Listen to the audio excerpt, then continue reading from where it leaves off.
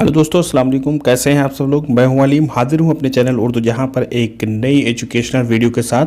दोस्तों, आज के इस वीडियो में हम फिर से 20 सवालात को हल करने जा रहे हैं। 20 मारूजी सवालात, 20 ऑब्जेक्टिव सवालात, जिसके 4 ऑप्शन होंगे। ये प्रीवियस क्वेश्चन पेपर से लिए गए हैं।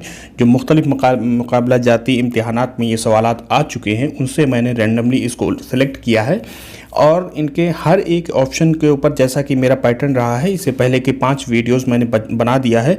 अगर आपने अभी तक वो वीडियो नहीं देखा है तो डिस्क्रिप्शन में प्लेलिस्ट का लिंक मौजूद है। आप प्लेलिस्ट पे क्लिक करके तमाम वीडियोस को एक जगह देख सकते हैं। अलग अलग मौज़ूआत पे भी हमारे वीडियोस हैं। आप चैनल को सब्सक्राइब करके और वीडियोस को देख सकते हैं, सुन सकते हैं और अच्छी तैयारी कर सकते हैं। तो चलिए दोस्तों, आज के इस वीडियो को हम शुरू करते हैं और देखते हैं सवालात का सिलसिला।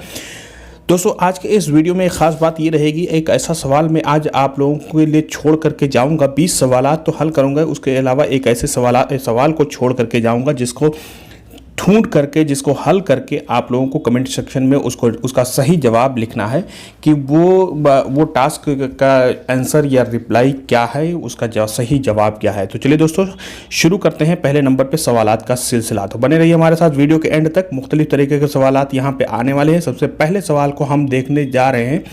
पहला सवाल है कि मुंदरजा झेल में से फोर्ट विलियम कॉलेज की तसनीफ कौन सी है। मुंदरजा झेल में से फोर्ट विलियम कॉलेज की तसनीफ कौन सी है। दोस्तों, फोर्ट विलियम कॉलेज के बारे में इससे पहले के वीडियोस में भी हम बता चुके हैं कि ये कॉलेज 10 जुलाई 1800 ईस्वी में कायम किया गया, ठीक है। और जनवरी 1854 ईस्वी में इस कॉलेज को हमेशा के लिए बंद कर दिया गया। इस कॉलेज के मकासद में से आप लोग जानते हैं, अंग्रेज़ों को हिंदुस्तानी ज़बान, हिंदुस्तानी तहज़ीब, हिंदुस्तानी सकाफ़त को समझाने के लिए इस कॉलेज को कायम किया गया था। मुख्तलिफ तरह के एक्टिविटी इसमें हो रही थी। पहले कॉलेज के सबसे पहले प्रिंसिपल जो थे वो डेविड ब्राउन थे और हिंदुस्तानी शोबे के सदर, सबसे पहले सदर कौन थे? गिलक्रिस्ट थे। और इसके अलावा टॉमस रोबिक और जोसेफ टेलर सबसे लास्ट में जो सदर शोबे हिंदुस्तानी बने थे, जोसेफ टेलर थे। लेकिन वो टॉमस रोबिक और जोसेफ टेलर जो है ये इंपॉर्टेंट नहीं है, लेकिन गिलक्रिस्ट का नाम आप लोगों ने ज़रूर सुन रखा होगा। गिलक्रिस्ट ये माहिर लिसानियात थे और हिंदुस्तानी ज़बानों के माहिर थे और इन्हीं की कोशिशों से फोर्ट विलियम कॉलेज के मातहत ऐसी खिदमात उर्दू की रोनमा हुए, ज़ाहिर हुए, जिसकी वजह से उर्दू नस्र की एक नई बुनियाद पड़ी और उर्दू में नस्र की एक तरह से तरवीज व इशाअत हुई। तो अब देखते हैं इसके चारों ऑप्शन के बारे में। दोस्तों, हमारा यही पैटर्न रहेगा कि सवाल का जवाब हम इस तरह से डायरेक्टली नहीं बताएंगे, बल्कि उस पर बात करते हुए आप लोगों को खुद ही समझ जाना है कि इसका सही जवाब क्या है। तो सबसे पहला ये है कि यहाँ पे पहला ऑप्शन है फसाने अजायब। फसाने अजायब आप लोग जानते होंगे दोस्तों, 1824 ईस्वी में ये किताब लिखी गई थी रजब अली बैग सुरूर के ज़रिए से और 1843 ईस्वी में ये शाया हुई ये किताब सबसे पहली बार। 24 में इन्होंने मुकम्मल किया था, कानपुर में इसको मुकम्मल किया था जब दरबदरी इनको किया गया था लखनऊ से। सुरूर साहब जो थे, रजब अली बैग सुरूर 1786 ईस्वी में लखनऊ में पैदा हुए थे और इनका इंतकाल सबसे अहम है 1869, यानी गालिब के सने वफ़ात के साल ही इनका भी इंतकाल हुआ। और इंतकाल इनका हुआ था कहाँ पे? बनारस में। ये याद रखने की चीज़ है दोस्तों, 1869 ईस्वी में इनका इंतकाल बनारस में हुआ था। बागो बहार के मुसन्निफ़ कौन है? बागो बहार के मुसन्निफ़ है मीर अमन दहलवी। मीर अमन दहलवी बागो बहार के मुसन्निफ़ है और ये किताब जो लिखी गई थी 1802 में लिखी गई थी और कहाँ लिखी गई थी? फोर्ट विलियम कॉलेज के।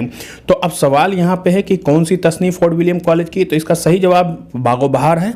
मीर अमन के बारे में आप जानते होंगे, 1732 ईस्वी में इनकी विलादत हुई थी और इंतकाल इनका 1808 में हुआ था। हालांकि ये वसूख से नहीं कहा जा सकता है, इसीलिए सवाल में कभी इनके इंतकाल या वफ़ात और विलादत के बारे में कभी सवाल नहीं आया मीर अमन के बारे में। अब अगला ऑप्शन है करबल कथा। करबल कथा कब? 1732-33 में ये लिखी गई, 1732-33 में, और मीर अमन साहब की विलादत भी इसी साल है दोस्तों। आप भी अभी मैंने जैसा कि बताया, तो करबल कथा 1732-33 में फजल अली खां फजली ने इस किताब को तर्जुमा किया था। किससे? रौज़तुश शुहदा से का तर्जुमा किया था, जो मुल्ला हुसैन वाइज काशिफी साहब की फ़ारसी में लिखी गई थी, ठीक है। इसको दह मजलिस भी कहा जाता है करबल कथा को, ये करबला की कथा है। इसमें जो है हुजूर सल्लल्लाहु अलैहि वसल्लम से ले करके इमाम हुसैन तक के मुख्तलिफ लोगों के बारे में जिक्र है। और एक तरह से देखा जाए तो शोहदाए करबला या जो मुहर्रम की 10 मजलिसें होती हैं, उसी एक दिन की मजलिस में पढ़ने के लिए उन्होंने ये किताब लोगों के लिए लिखी थी आसान ज़बान में। सबरस मुल्ला वजही की किताब 1635 ईस्वी में लिखा इन्होंने। मुल्ला वजही ने, मुल्ला वजही के विलादत आप लोग जानते होंगे, इससे पहले के मैंने वीडियोस बना चुके हूँ, उसमें बता दिया है मैंने। 1556 में पैदा हुए थे, 1556 में इनकी विलादत हुई थी मुल्ला वजही की, और 1659 में इनकी वफ़ात हुई थी। सबरस ये अब्दुल्ला कुतुब शाह के जो दरबारी शायर थे, उन्हीं की फरमाइश पर, अब्दुल्ला कुतुब शाह की फरमाइश पर मुल्ला वजही ने लिखा था। तो दोस्तों इस सवाल के चारों ऑप्शन के बारे में मैंने आप लोगों को डिटेल में बता दिया है। बहुत सारी चीज़ें और भी हैं, अलग अलग मौज़ूआत पे हमारे वीडियोस मौजूद हैं, आप चैनल पे उसको देख। अगला सवाल देखते हैं दोस्तों। सवाल है तज़किरा गुलशन हिंद के मुअल्लिफ कौन हैं। तो ये तज़किरा भी फोर्ट विलियम कॉलेज के ज़ेर तहत लिखा गया तज़किरा है, और इसके मुअल्लिफ कौन है पता करते हैं। ऑप्शन ए में है मीर शेर अली अफसोस। शेर अली अफसोस साहब की किताबें जो है दोस्तों आराइश महफिल है, बाग़ उर्दू है, दीवान उर्दू है, ठीक है। ऑप्शन बी है कादिम अली जवान। कादिम अली जवान की 2 किताबें तारीख़ फ़रिश्ता और शकुंतला नाटक बहुत मशहूर हैं। और हैदर बख्श हैदरी जो कसीर तसनीफ़ मुअल्लिफ हैं फोर्ट विलियम कॉलेज के, इनकी सबसे ज़्यादा किताबें हैं हैदर बख्श हैदरी की। इनकी मशहूर किताबों में क़िस्सा महरुमा, क़िस्सा लैला मजनू, तोता कहानी और आराइश महफिल इनकी भी है। आराइश महफिल इनकी भी है, आराइश महफिल इनकी भी है, लेकिन दोनों में फ़र्क है। दोनों में फ़र्क क्या है, ये तोता कहानी है ये, या क़िस्सा हातिम ताई है, और ये जो आराइश महफिल है ये हिंदुस्तान की तारीख़ है। और अगले ऑप्शन है मिर्ज़ा जान तपिश। मिर्ज़ा जान तपिश के यूसुफ ज़ुलेखा बहुत ज़्यादा मशहूर इनकी तसनीफ़ हुई थी फोर्ट विलियम कॉलेज के, यूसुफ और ज़ुलेखा। तो दोस्तों 4 ऑप्शन है, चारों ऑप्शन में से तज़किरा गुलशन हिंद किसकी किताब है। तो ये चारों ऑप्शन में से गुलशन हिंद किसी की किताब नहीं है। तो इस तरह के सवाल आए हैं इससे पहले टीजीटी उर्दू में और यूपी टीजीटी उर्दू में, और इसका सही जवाब क्या है, मिर्ज़ा अली लुत्फ़। मिर्ज़ा अली लुत्फ़ की साहब की ये किताब है तज़किरा गुलशन हिंद, लेकिन ऑप्शन में उनका नाम है ही नहीं। तो इस तरह के सवालात आते हैं दोस्तों।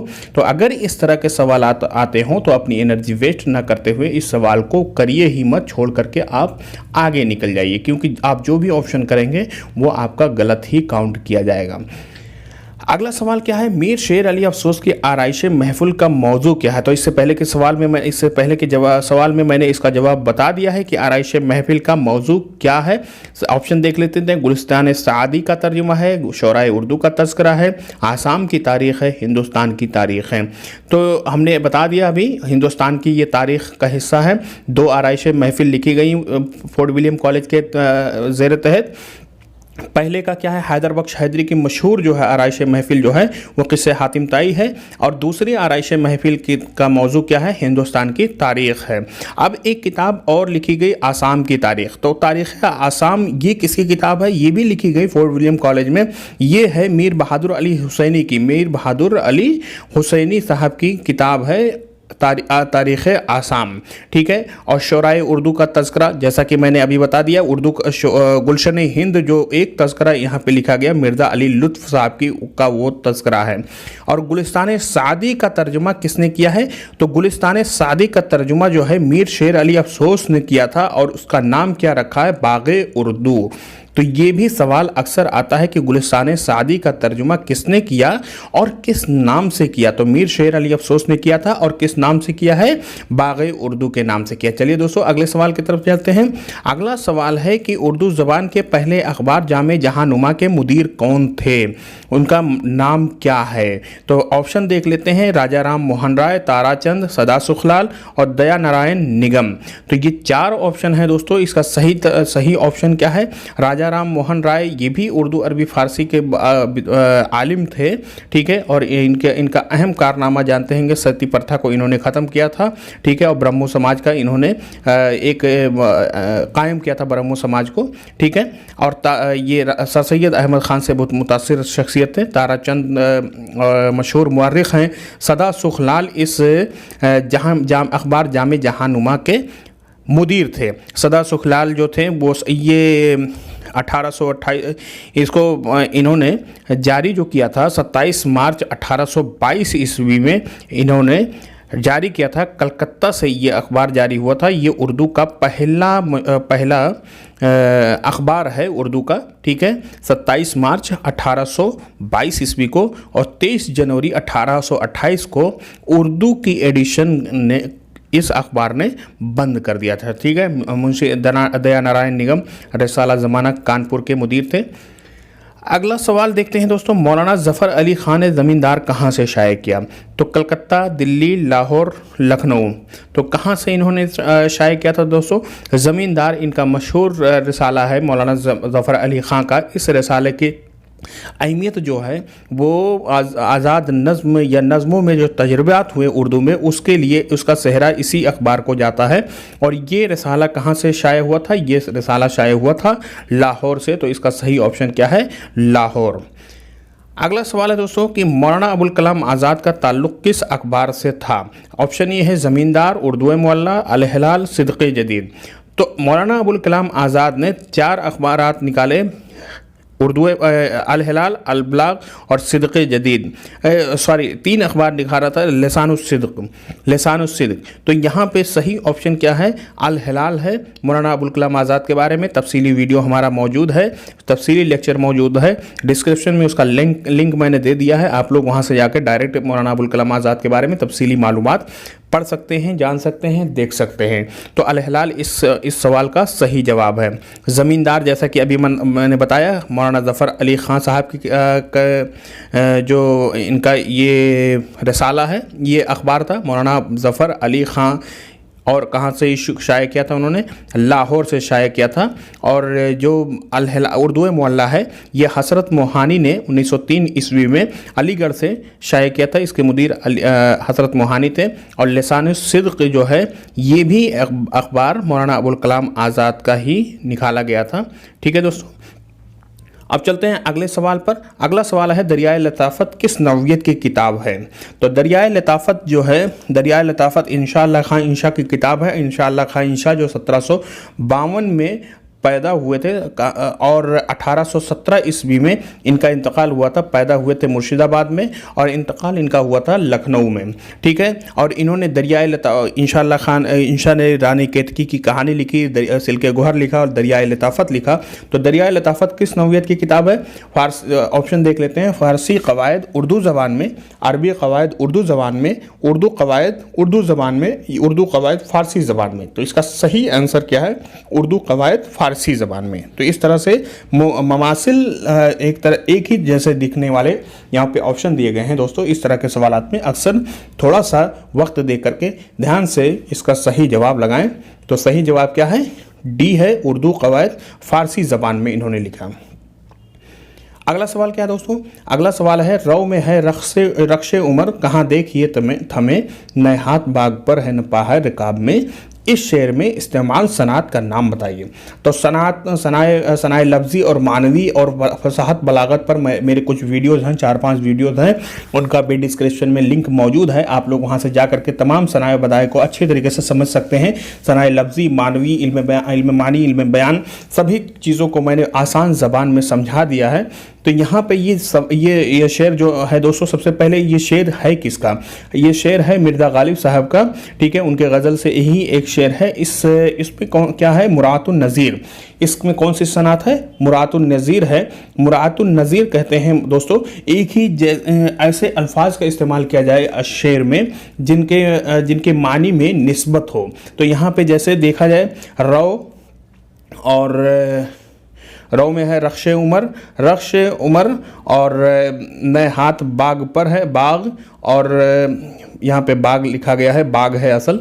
तो नपा है रिकाब में, रिकाब ये घोड़े से मुताल्लिक़ा तमाम और उनसे मुताल्लिक़ा तमाम अल्फाज हैं। यानी एक तरह से देखा जाए तो उम्र के घोड़े की यहाँ पे बात कर रहे हैं मिर्ज़ा गालिब, लेकिन अल्फाज जो तमाम इस्तेमाल किए वो घोड़े से मुताल्लिक़ात हैं, ठीक है। तो इसीलिए उसको मुरातुन नज़ीर कहते हैं, सनाते मुरातुन नज़ीर। अब हुस्न तालील अलग चीज़ है, तज़ाद अलग चीज़ है, तलमी अलग चीज़ है। तमाम सनातों को मैंने अच्छे तरीके से समझा दिया है, आप वीडियो देख सकते हैं हमारा। सवाल क्या है, हस्ती अपनी हुबाब की सी है, ये नुमाइश शराब की सी है। मुंदरजा बाला शेर में हस्ती को किससे तशबीह दी गई है? तो ये शेर आप लोग जानते होंगे, मीर तकी मीर का मशहूर शेर है, जिसको अक्सर तशबीह को समझाने के लिए हमारे असातिज़ा इसकी मिसाल देते हैं। और ये शेर एकदम बिल्कुल परफेक्ट मिसाल साबित हुआ है तशबीह के लिए। तो कह रहे हैं शेर में हस्ती को किस चीज़ से तशबीह दी गई है? ऑप्शन देख लेते हैं, शराब, नुमाइश, हुबाब या किसी से नहीं। तो इसका सही ऑप्शन क्या है दोस्तों? सही ऑप्शन है हुबाब से तशबीह दी गई। हस्ती अपनी हुबाब की सी है, यानी हमारी ज़िंदगी पानी के बुलबुले जैसी है। ठीक है, तो पानी, हुबाब मतलब पानी का बुलबुला। अगला सवाल देख लेते हैं दोस्तों, दर्जिल शेर में कौन सी सनात पाई जाती है? सब कहाँ कुछ लाल और गुल में नुमायाँ हो गई, खाक में क्या सूरतें होंगी कि पिन्हा हो गई। तो ये शेर जो है ये भी मिर्ज़ा गालिब साहब का शेर है, उनके गज़ल का ये एक शेर है। ऑप्शन क्या है? सवाल जवाब, तनसीक़ुस सिफ़ात, हुस्न तालील, तजनीस। तो इसका सही ऑप्शन क्या है दोस्तों? हुस्न तालील। यहाँ पे जो फूलों के उगने के इल्लत है, जो वजह है, वो कुछ ये नहीं बयान किया है, असल वजह नहीं बयान किया, बल्कि उसके कोई और अच्छी वजह अपने हिसाब से गढ़ करके उसकी अच्छी इल्लत बयान की है कि फूल क्यों यहाँ पे उगे हैं। सब कहाँ कुछ लालो गुल में नुमायाँ हो गई, खाक में क्या सूरतें होंगी कि पिन्हा होंगी। जो लालो गुल जो नुमायाँ हुई हैं यानी उगे हैं, वो असल में अच्छे अच्छे लोग यहाँ पे ज़मीन में दफन है, इस वजह से यहाँ पे उगे हुए हैं। तो फूल के सही उगने के इल्लत जो है, वजह है, वो कुछ दूसरी बयान कर दी है। तो हुस्न तालील को भी हमने बयान कर दिया अपने वीडियो में। वीडियो ज़रूर देखें दोस्तों, और उसको वीडियो देखने के बाद आप लोग हमें कमेंट करके ज़रूर बताएं कि कितना उससे आपको फ़ायदा हुआ है। देखते हैं अगले सवाल को, मुंदरजा झेल में से कौन इल्म बयान से ताल्लुक़ है? किसका इल्म बयान से ताल्लुक़ है? तो इल्म मानी, इल्म बयान भी हमने वीडियो बना दिया है। ऑप्शन देख लेते हैं, इहाम, तज़ाद, तरसी, किनाया। तो इल्म मानी और इल्म बयान या इल्म बदी और इल्म बयान दो अलग अलग इल्म हैं, 4 इल्म में से। ठीक है, बलागत के। तो चारों इल्म में से इल्म मानी, इल्म बदी या इल्म मानी को ही इल्म बदी कहते हैं, इल्म बयान। तो बदी और बयान ये जो हैं 2 इल्म हैं। तो अब यहाँ पूछ रहे हैं इल्म बयान में से कौन से, क्या ये इन चारों में से कौन सा ताल्लुक़ रखता है, कौन सा ऑप्शन? तो सही ऑप्शन है किनाया। तशबीह, मजाज मुरसल, तशबीह, इस्तिआरा, मजाज मुरसल और किनाया जो है, ये चारों चीज़ें जो हैं इल्म बयान से ताल्लुक़ रखती हैं। और इल्म बदी या इल्म मानी से जो ताल्लुक़ रखते हैं वो सनाए लफ्ज़ी और मानवी, ये तीनों इल्म बदी से ताल्लुक़ रखते हैं। दोस्तों वीडियोस देखेंगे तो अच्छे तरीके से आपको समझ में आएगा। ये थोड़े कन्फ्यूजन वाले सवाल रहते हैं, मानी, बयान, बदी, तशबीह, इस्तिआरा या इस तरह के जितने भी जो सनातें हैं, उनको समझने के लिए थोड़ा सा आपको टाइम देना ज़रूर पड़ेगा। इससे सवालात अक्सर आते हैं, 2-4 सवालात ज़रूर होते हैं। अगला सवाल देखते हैं, रुबाई के कितने औज़ान मुतय्यन हैं? 22, 20, 26, 24। तो सबसे पहले हम ऑप्शन बता देते हैं। आपका सही ऑप्शन क्या है दोस्तों? अगर आपको मालूम होगा तो आपको पता चल गया होगा, इसका सही ऑप्शन है 24। रुबाई जानते होंगे दोस्तों, 4 मिसरों पर मुश्तमिल उर्दू शायरी की एक ऐसी सिन्फ है जो फ़ारसी से आई है। फ़ारसी में रुबाई गो शोरा मशहूर हैं। ठीक है, ख़याम की रुबाई आप लोग जानते होंगे, दुनिया भर में मशहूर है। तो रुबाई के इब्तदाई नाम जो है उसका तराना भी कहा जाता है, दो बैती भी कहा जाता है और चहार मिसराई भी कहा जाता है।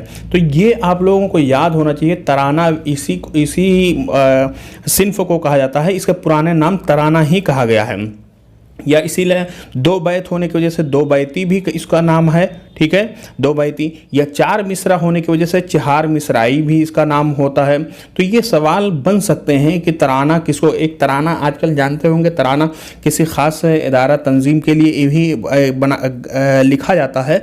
लेकिन रुबाई के इब्तदाई नाम में से भी डॉक्टर शमीर मोहम्मद ने अपनी किताब असनाफ़े सुखन और शेरी हैतों में इसका नाम जो है तराना भी लिखा है। और एक बहर इसके लिए मखसूस है। रुबाई के लिए कौन सी बहर मखसूस है?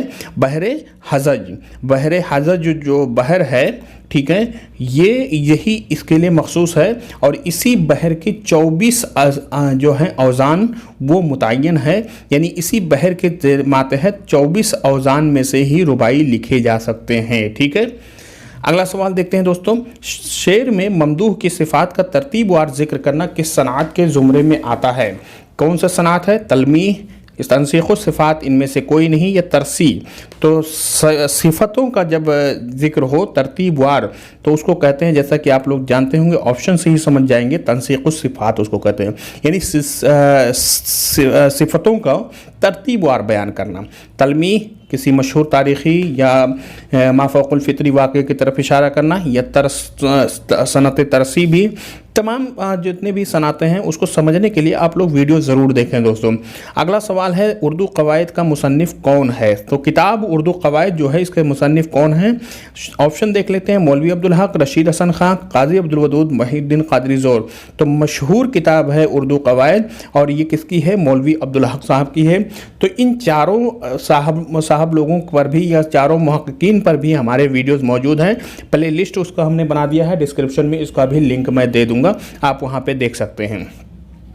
अगला सवाल है दोस्तों, न खुला 8 पहर में कभी 2-4 घड़ी, 15 रोज़ हुए पानी को मंगल मंगल। इस शेर में कौन सी सनात है। आप ऑप्शन देख लेते हैं। ऑप्शन है मुरातुन नज़ीर, सियाक़तुल आदाद, तंसीक़ुस सिफ़ात, तजनीस नाक़िस ज़ायद।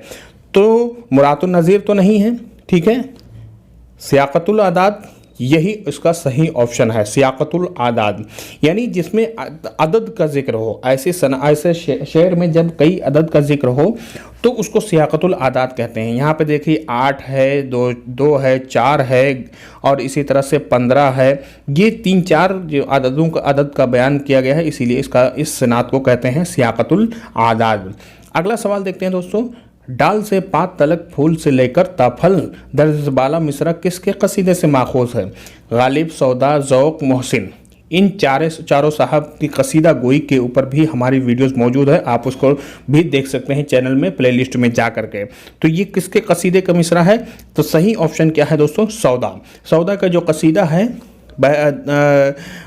उड़ गया बहमनुद्दय का चमनिस्ता से अमल, तेग़ उर्दी ने किया मुल्क ख़ज़ा मुस्तासल, तो उसी लामिया कसीदे का ये मिसरा मौजूद है, ठीक है। अगला सवाल देखते हैं दोस्तों, आगरा बाज़ार किसका लिखा हुआ ड्रामा है। तो यहाँ पे ऑप्शन है हबीब तनवीर, आगा हशर काश्मीरी, एजाज़ हुसैन, अमानत लखनवी। तो हबीब तनवीर, आगा हशर और अमानत लखनवी, इन तीनों साहब के ऊपर भी हमने वीडियो बना रखा है और डिस्क्रिप्शन में उसका लिंक मौजूद है, आप वहाँ से जाकर देख सकते हैं। तो आगरा बाज़ार जो है ये हबीब तनवीर साहब का ड्रामा है जो नज़ीर अकबराबादी की हयात पर है। 1952 ईस्वी में पहली बार इन्होंने पेश किया था, 1952 या गालिबन 1956, देखो एग्जैक्ट मुझे याद नहीं आ रहा, लेकिन यही 1952 या 1956 में जामिया में पहली बार इन्होंने ये ड्रामा पेश किया था। और यहाँ पे तीनों के एजाज़ हुसैन साहब के बारे में मैं आप लोगों को बता दूँ, सैयद एजाज़ हुसैन साहब, ये भी इनकी भी एक ड्रामे की किताब है, अदबी ड्रामे, जिसमें इन्होंने अदबी ड्रामे पे आतिश, मजाज और इंशा और अकबर इलाहाबादी, इंशाअल्लाह खां इंशा और अकबर इलाहाबादी, इन चारों शख्स के ऊपर अपने इन्होंने ड्रामे लिखे हैं और उस किताब का नाम है अदबी ड्रामे। एजाज़ हुसैन साहब 1899 में पैदा हुए थे, इलाहाबाद यूनिवर्सिटी के मशहूर प्रोफेसर हैं और उर्दू अदब की मुख्तसर तारीख़ इनकी बहुत अच्छी किताब है, शॉर्ट किताब है और तारीख़ में मोतबर किताब तस्लीम की जाती है। 1975 ईस्वी में इनका इंतकाल इलाहाबाद में हुआ था, ठीक है दोस्तों। अगला सवाल क्या है, इंद्र सभा में अमानत के अलावा और किस तखल्लुस का इस्तेमाल हुआ है। तो अमानत लखनवी ने जो अपना तखल्लुस इस्तेमाल किया है उसका सही ऑप्शन क्या है, उस्ताद, लुत्फ़, असद या अरमान। तो इसका सही जवाब क्या है दोस्तों, लुत्फ़। तो अमानत लखनवी के बारे में भी हमारा वीडियो तफसील से मौजूद है, मैं रिकमेंड ज़रूर करूँगा कि वीडियो को एक बार आप लोग ज़रूर देखें और अपनी राय हमें ज़रूर दें। अगला सवाल है दोस्तों, अफजल और परवीन आगा हशर के किस ड्रामे के किरदार हैं। तो सही ऑप्शन क्या है, देखते हैं, रुस्तम व सोहराब, खूबसूरत बला, असीर हिर्स, सिल्वर किंग।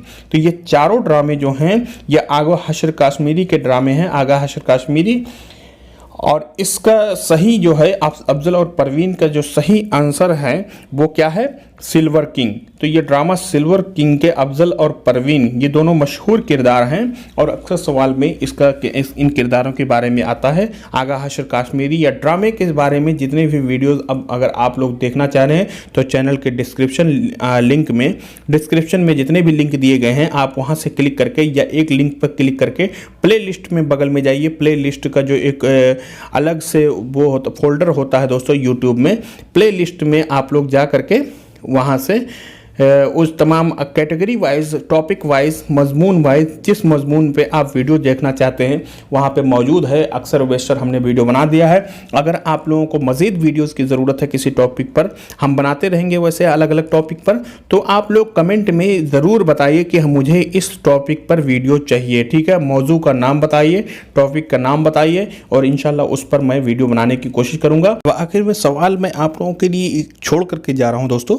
सवाल है, जैसा कि इस 20वीं सदी की इब्तिदा में या तरक्की पसंद तहरीक जिस वक्त शुरू हुई थी उस वक्त एक बयार चली थी हिंदुस्तान में, एक हवा चली थी कि हिंदी और उर्दू का जो एक झगड़ा था उसमें ये कहा गया था कि एक बीच का रास्ता अख्तियार किया जाए। तो कुछ लोगों ने ये हिमायत की थी कि उर्दू का नाम जो है, क्योंकि इससे वतनियत के जो एक नाम आना चाहिए, वतन का नाम आना चाहिए, ये जो एक आइडेंटिटी मिलती है कि कहाँ की ज़बान है उससे नहीं मिल रही है उर्दू के।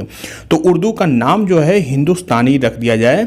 ठीक है, और इसमें आगे सबसे आगे जो थे वो सज्जाद ज़हीर थे, मौलवी अब्दुल हक भी थे इसमें, और इसकी तरह से और भी बहुत सारे अदीब थे, सैयद सुलेमान नदवी साहब थे और बहुत सारे लोग ऐसे थे। तो इसी से रिलेटेड एक सवाल है दोस्तों कि हिंदुस्तानी नाम, उर्दू का नाम हिंदुस्तानी ज़बान या हिंदुस्तानी इसका नाम रख दिया जाए, इसका नज़रिया सबसे पहले किसने पेश किया था और कहाँ पेश किया था, अपनी किस किताब में पेश किया था? तो ये अहम सवाल है दोस्तों। हो सकता है ये सवाल कभी एग्ज़ाम में आए, यूजीसी नेट से आए या ना आए, लेकिन हमें इसका जानना ज़रूरी है, मुताले में आना ज़रूरी है और इसके बारे में गहराई से जानना ज़रूरी है।